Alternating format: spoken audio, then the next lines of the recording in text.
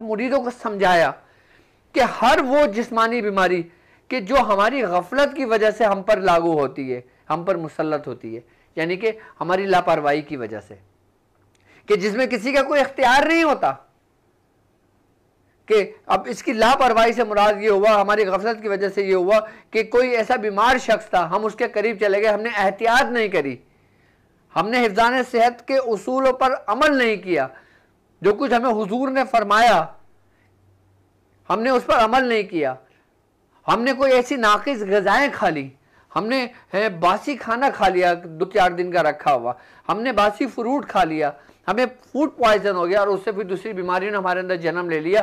तो इसमें आतिबा फरमाते हैं, बुजुर्गान दीन फरमाते हैं कि ये जिस्मानी बीमारी हमारे जिस्म में पैदा होती हैं, कि जैसे ख़राब पानी पी लेने से, मुस्तकिल ज़मीनी पानी पी लेने से, आई बात समझ में, या फिर मुख्तलिफ ऐसे खाने नाकिस ग़िज़ाएँ खाने की वजह से वो जिस्मानी बीमारियाँ कहलाती हैं। तो हमारे जिस्म के अंदर बीमारी पैदा हो गई, अब वो ख़त्म कैसे होगी? कुरान की आयत के ज़रिए, किस तरह? जो हमारे बुजुर्गों ने फरमाया। 6 आयतें हैं, उसको 2 नफिल में तरतीब दी गई है कि कौन सी आयत जिस्मानी अमराज के लिए पढ़ेंगे। अच्छा, अब ये बड़े कमाल की बात देखें आप कि कुरान पूरा शिफा है, लेकिन बुजुर्गों ने जो तरतीब दी है कि हम जिस्मानी अमराज में उन 6 आयतों में से कौन सी आयत पढ़ेंगे जो हमारे जिस्म की बीमारी को दूर करेगी। उन 6 आयतों में से वो कौन सी 2 आयतें हैं जो हमारी नफसानी बीमारियां ख़त्म करेगी।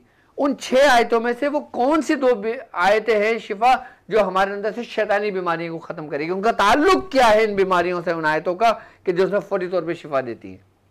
यानी कि ऐसे जैसे एक आग भड़की हुई है और उसके ऊपर पानी डाल के उस आग को बुझा दिया जाए। तो बुजुर्गान दीन ने सलाते शिफाए अमराज की 6 रकात नमाज तरतीब दी है। पहली 2 रकात नमाज की तरतीब बुजुर्गान दीन ने ये फरमाई है कि पहले आप देख लें कि जो आयत शिफा है वो कौन कौन सी आयत शिफा हैं, आपकी स्क्रीन पर मौजूद है, आप इसको चेक करें। मैं आपको अब नमाज का तरीका बताता हूँ और ये आयत शिफा आप थोड़ा सा स्क्रीन पर रखना ताकि लोग इसको देख लें और नमाज का तरीका समझ लें। पहली रकात के में अगर आप जिस्मानी अमराज में मुब्तला हैं तो आप नियत करेंगे कि मैं 2 रकात नमाज नफिल नियत करता हूँ अल्लाह के लिए, और इस अमराज जो भी मर्ज आपको लहा के आप उसकी नियत करेंगे। अच्छा, आपको अपने लिए भी कर सकते हैं, अपने वालिदैन के लिए भी कर सकते हैं, दूसरे के लिए भी कर सकते हैं। और फिर तरतीब इसकी ये होगी कि आपने 2 रकात नमाज नफिल की नियत करना होगा और अल्लाह अकबर कह के आपने नियत बांध लेनी होगी, जिस मर्ज के लिए भी पढ़ेंगे आप। पहली रकत के अंदर आपने सूरह फातिहा पढ़नी है और सूरह फातिहा पढ़ने के बाद 1 मरतबा आपने सूरह कौसर पढ़ना है। सूरह कौसर 1 मरतबा पढ़ने के बाद आप पहली रकत के अंदर आयत शिफा की कौन सी आयत पढ़ेंगे, ये आपकी स्क्रीन पर मौजूद है। वाइज़ा मारतु फहुवा यशफ़ईन, ये सूरह शुअरा की आयत नंबर 80 है। इसको 11 बार पढ़ेंगे नमाज की हालत में। आपने 11 बार पढ़ लिया, उसके बाद जब 11 मरतबा हो गया उसके बाद फिर आपने अपनी पहली रकत को मुकम्मल कर लेना है। फिर आप जब दूसरी रकत में आएंगे तो दूसरी रकत के अंदर आपने सूरह फातिहा पढ़नी है। फिर आपने 1 मरतबा सूरह कौसर पढ़नी है। सूरह कौसर पढ़ने के बाद फिर आपने 11 मरतबा दूसरी आयत शिफा पढ़नी है। दूसरी आयत शिफा जो है वो सूरह नहल आयत नंबर 69 है।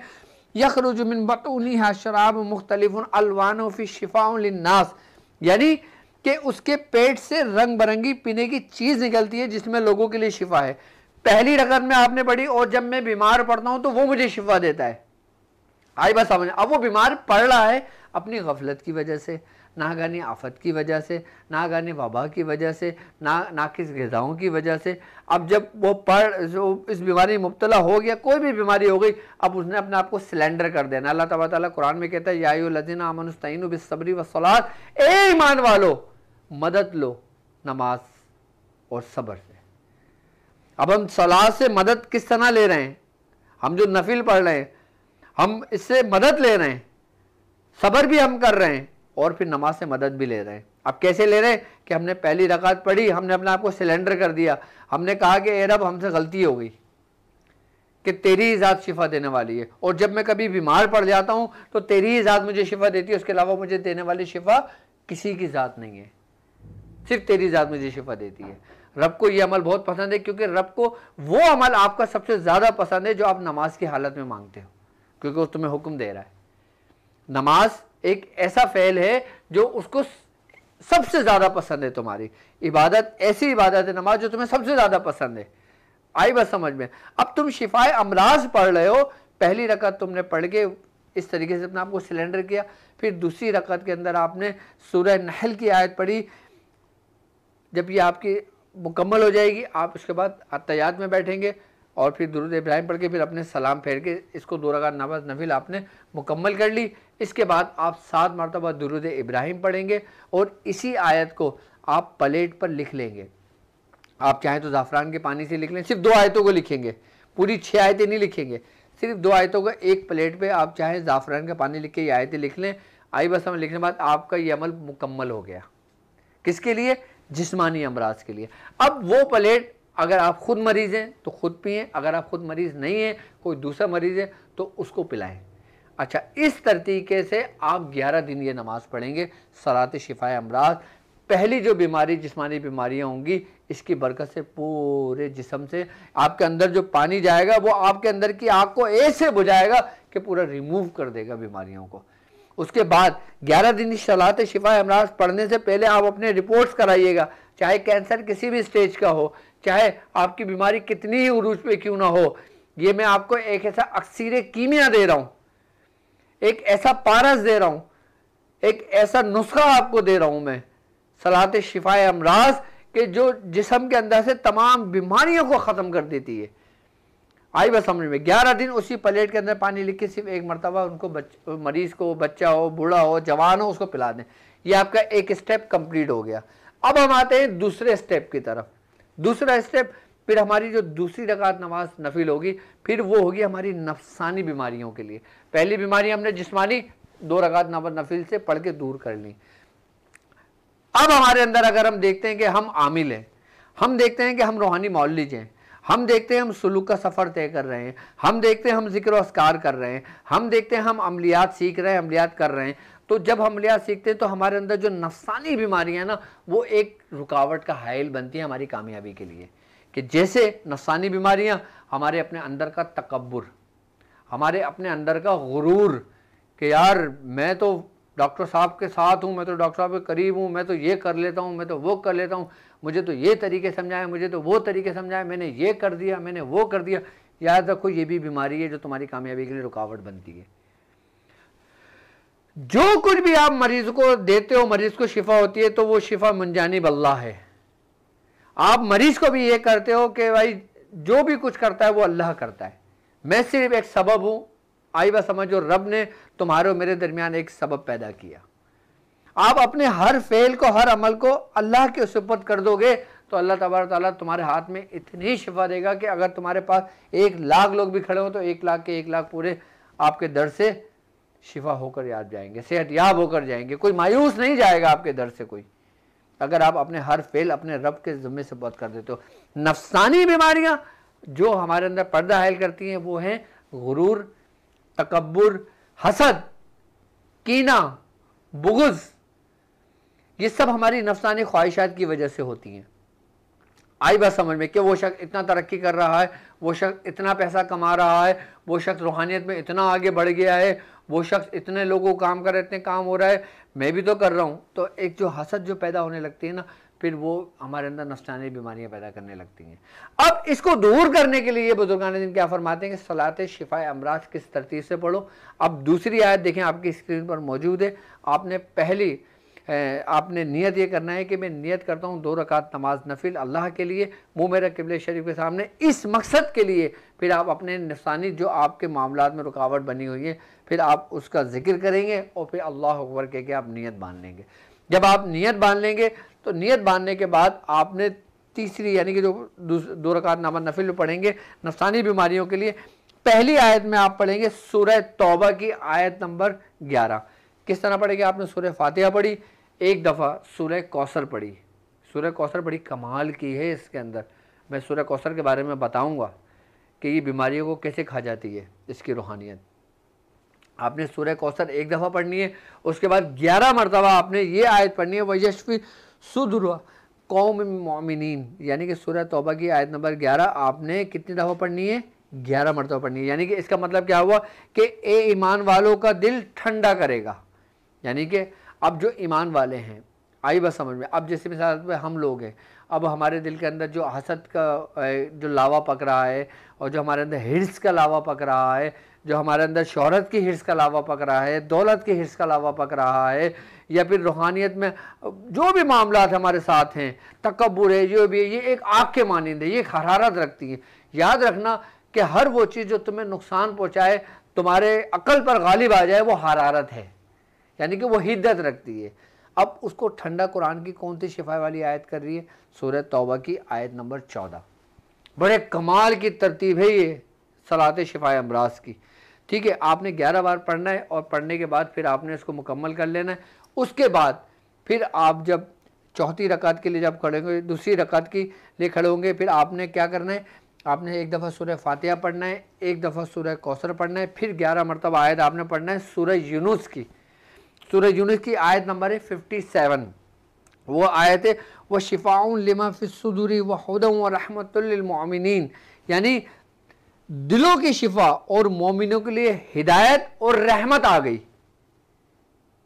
ये हम 11 मरतबा पढ़ेंगे, जिसका मतलब बनता है कि दिलों की शिफा आई बात समझ में, और मोमिनों के लिए हिदायत और रहमत आ गई। यानी कि अब एक बंदा आया, उसने सिलेंडर किया, उसने अपने रब से हिदायत मांगी, तो जब वो दूसरी रकात में पहुंचता है ना, तो वो रहमत के साए में आ जाता है, वो आयत शिफा के ज़रिए रहमत के साए में आ जाता है। फिर जब वो अपनी नमाज को मुकम्मल कर लेता है, फिर 7 दफ़ा दुरूद इब्राहिम पढ़ेगा, और दुरूद इब्राहिम पढ़कर फिर इन्हीं 2 शिफा जो आयत है ना, इनको लिख कर, अब वो चाहे पेपर पे लिख ले, प्लेट पे लिख ले तो ज़्यादा अच्छी बात है, बुजुर्गों की सुन्नत भी है, चीनी की प्लेट पर लिखा जाता है। अब वो चाहे आप इंक पेन से लिख लें, चाहे ज़ाफ़रान के पानी से लिख लें, जैसे भी लिखे, आप अपने लिए कर रहे हैं तो ख़ुद पी लें, और अपनी औलादों के लिए। अब इसमें देखें, ये भी होता है कि अगर आपकी औलाद नाफरमान है, तो यकीनन वो किसी न किसी ऐसे मर्ज़ का सबब है जिसको नफ्सियानी बीमारियां कहा जाता है। यानी कि वो किसी गुरूर की वजह से कर रहा है नाफरमानी, या किसी हसद की वजह से कर रहा है, या किसी नाफरमानी, अगर किसी गुनाहों में वो मुब्तला है, आई बात समझ, तो उसका रीज़न इसमें से कुछ ना कुछ ज़रूर होगा, जो नफ्सानी बीमारियाँ हैं। तो अगर आप अपनी नाफरमान औलाद को भी ये अगर प्लेट में पानी लिख कर पिलाएँ, तो उससे वो बुरी आदतों से भी छुटकारा मिलेगा।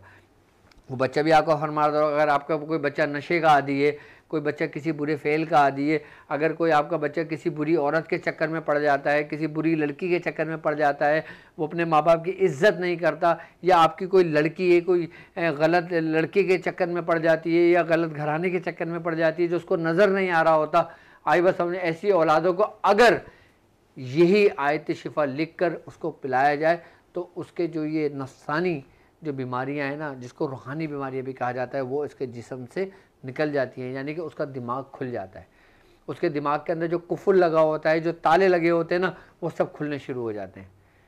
यहाँ पे हो गई आपकी 4 रकात नमाज नफिल पूरी। अब हम पढ़ेंगे तीसरी, यानी शैतानी बीमारियों के लिए। अब शैतानी बीमारियाँ क्या हैं? शैतानी बीमारियाँ हैं जादू, जिन्नात, शयातीन का वजूद में दाखिल होना, आई बात समझ में, नेगेटिविटी, नज़र बद, आई बात समझ में, जादू के ज़रिए मुतासिर करना, ये सब शयातीनी बीमारियां कहलाती हैं ये। अब जब हम 2 रकात नमाज नफिल पढ़ेंगे, तो हम इस नियत से करेंगे कि मैं नियत करता हूँ या नियत करती हूँ कि 2 रकात नमाज नफिल अल्लाह के लिए, मुँह मेरा काबे शरीफ क़िबले शरीफ के सामने, वास्ते अल्लाह के, और इस शैतानी अमराज के लिए। या फिर आप उसका नाम लें कि अगर आपके पास कोई जादू है तो जादू से निजात हो, शैतान से निजात हो, नज़र बद अगर लगी हुई तो उससे निजात हो, किसी हासिदिन की हसद की नज़र आपको खा रही है तो उससे निजात हो, आई वह समय, उस निजात के लिए नियत करेंगे। फिर आप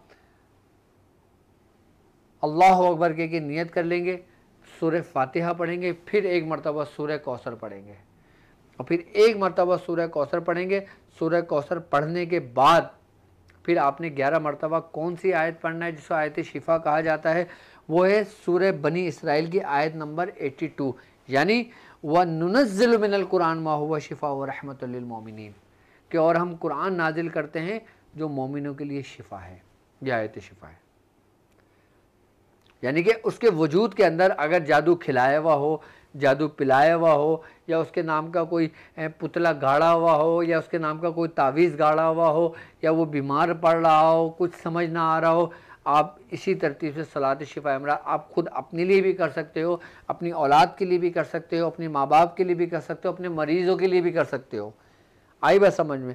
तो पहली रकत के अंदर कि आपने आयतल को आपने सूरह फातिहा पढ़ना है, और एक बार आपने सूरह कौसर पढ़ना है, उसके बाद 11 मरतबा यही सूरह बनी इसराइल की आयत 82 व नुनज़्ज़िलु मिनल कुरान मा हुवा शिफ़ा व रहमतुल लिल मोमिनीन 11 बार पढ़ेंगे, और फिर आप पहली रकत मुकम्मल करेंगे। फिर आप जब दूसरी रकत में आएंगे तो आपने सूरह फातिहा एक मरतबा पढ़ना है। सूरह फातिहा एक मरतबा पढ़ने के बाद एक बार आपने सूरह कौसर पढ़ना है। सूरह कौसर करने के बाद फिर आयत शिफा, ये आयत शिफा की तरतीब देखें, ये मुख्तलिफ सूरतों में मुख्तलिफ जगहों पर आई है। ये अब इसकी तरतीब बुज़ुर्गों ने बांधी है कि किस तरतीब से आप किस तरह अपने अंदर की बीमारियों को ख़ात्मा कर सकते हो, शिफा रब से ले सकते हो कि शिफा तुम्हारी मुंतज़िर हो। आई बस समझ में? तो हम फिर आखिरी जो आयत होगी उसके अंदर फिर हम सूरह फातिहा पढ़ेंगे, एक बार सूरह कौसर पढ़ेंगे, और फिर 11 मरतबे सूरह हामीम सजदा की आयत नंबर 44 कुल हुवल्लज़ी आमनु हुदन व शिफा, ये 11 मरतबा पढ़ेंगे। आई बस समझ में? तुम फरमाओ वो ईमान वालों के लिए हिदायत और शिफा है। पहले की आयत में देखिए हमने पढ़ा कि और हम कुरान नाजिल करते हैं जो मोमिनों के लिए शिफा है, यानी कि उसने हमारे अंदर के जो जादू है, जो जादू खिलाया हुआ है, जो जादू पिलाया हुआ है, ये किस तरह ख़त्म हुआ? इस कुरान की आयत शिफा के ज़रिए। फिर दूसरी में ठहराव हुआ, यानी कि पहली आयत में तहरीक है कि यानी कि उसने उसके वजूद के अंदर उस खाए हुए जादू को, शयातीन को अंदर से पहले ख़त्म कर दिया। कैसे? कुरान नाजिल हुआ। आई बात समझ में? अब जब कुरान नाजिल हुआ जो मोमिनों के लिए शिफा है, जब वो शिफा आपके अंदर गई तो वो चीज़ ख़त्म हुई। जब वो चीज़ ख़त्म हुई, जब हम दूसरी आयत रुख करते हैं दूसरी आयत की तरफ, हम उसमें सूरह हामीम सजदा की जो आयत पढ़ते हैं उसमें क्या अल्लाह तबारक ताला फरमाता है, तुम फरमाओ वो ईमान वालों के लिए हिदायत और शिफा है। यानी कि अल्लाह तबारक ताला ने अपने बंदे को हिदायत भी दे दी और शिफा भी दे दी। इसका फ़ायदा कि आपके पुराने से पुराना जादू हो, पुराने से पुराने आसेब हो, पुराने से पुराने नज़र बद के मामलात हों, शयातीनी मामलात हों, वो सब आपके वजूद से निकल कर उसका ख़ात्मा हो जाता है। ये सलात शिफा अमराज जब ये मुकम्मल कर लेंगे, सलाम फिर लेंगे, उसके बाद आपने इसी आयत को लिख कर, इन्हीं 2 आयत शिफा को लिख कर आपने प्लेट में लिख लें। प्लेट में लिख कर अब जिसको पर जादू किया हो आप उसको ये पिला दें। अगर आप अपने लिए कर रहे हैं तो अपने लिए कर लें। आई ना बात समझ में? और इसको आप पर्चे पे तावीज़ की सूरत में भी लिख कर पिलाया जा सकता है, प्लेट पे लिख कर भी पिलाया जा सकता है। बड़ी कमाल की आयतें हैं ये, तो 6 आयतें आयत शिफा हैं। इसकी तरतीब है और 11 दिन का ये अमल है। आई बात समझ में? और देखें, ज़रूरी नहीं कि आप 6 की 6 रकात नमाज नफिल ख़ुद पढ़ें। आप ये देखें कि आपके अंदर किस चीज़ की कमी है। अब जिस चीज़ की कमी है ना, आप वो 2 रकात नमाज नफिल पढ़ें, वो आयत शिफा लें और उस तरतीब से अपना मसाइल को हल कर लें। आपके मसाइल और उनके हल के लिए बेहतरीन सलात शिफा अमराज मैंने आपको तालीम की है। इसमें हुजूर का भी फरमान आ गया और अल्लाह तबारक ताला ने कुरान में जो फरमाया है वो भी आ गया। जो शख्स अल्लाह और उसके रसूल की पैरवी करता है तो अल्लाह तबारक ताला उसे कभी भी मायूस नहीं करता। वो जो रब से तलब करता है रब उसको अता कर देता है। उसने शिफा मांगी, रब ने उसको शिफा दे दी। उसने हिदायत मांगी, रब ने उसे हिदायत दे दी। आई बस समझ में? अब हम अपनी औलाद के लिए भी हिदायत मांग सकते हैं, हम अपनी औलाद के लिए भी शिफा मांग सकते हैं, हम अपने माँ बाप के लिए भी हिदायत मांग सकते हैं, हम अपने माँ बाप के लिए भी शिफा मांग सकते हैं। आई बस समझ में? और तरीका बुज़ुर्गों ने कितने एहसन अंदाज से आपको बताया कि जो रब को बहुत पसंद है, यानी कि नमाज की हालत, जो रब को बहुत पसंद है। अब हमें जब हम किसी बीमारी की जब इंतहाई हालत में पहुंच जाते हैं ना, तब हमें अल्लाह याद आता है। आई बात समझ में? तो ये भी रब ही का करम है कि हम कोई बुरी खबर सुनते हैं, हम जब कोई हादसे का शिकार होते हैं या जब हमें किसी बीमारी का पता लगता है तो हमारे मुंह से सिर्फ एक ही जुमला निकलता है कि अल्लाह रहम करे। तो इसका मतलब है अल्लाह तुम्हारे कितने करीब है, लेकिन तुम खुद ही दूर थे। हम डॉक्टरों के बाद इतना पैसा बर्बाद कर रहे होते हैं, डॉक्टरों के बाद इतना वक्त बर्बाद कर रहे होते हैं, रातों रात हॉस्पिटलों के चक्कर लगा रहे होते हैं, घर से आना जाना लगा हुआ होता है, जब कोई अल्लाह ना करे किसी बीमारी की हालत में होता है वक्त भी उसमें लगता है, सब कुछ लगता है, तो हम 2 रकात नमाज नफिल पढ़ने में हमें कितना वक्त लगेगा? बिल्कुल भी वक्त नहीं लगेगा। आप 11 दिन ये अमल करें और हमारे बुज़ुर्गों को हमेशा के लिए दुआएं देंगे इंशाअल्लाह। मर्ज़ की नौयत कैसी ही हद तक क्यों ना हो, शर्त यही है इसकी कि आप इसको इसी तरतीब से पढ़ें और इसी तरतीब से आप अपने मरीज़ों को, अपने बीमारों को ये पिलाएं, तो इंशाअल्लाह ताला उसे शिफा होगी। अगर किसी ने फिर मुझसे इसके बारे में कुछ पूछना है तो वो मुझसे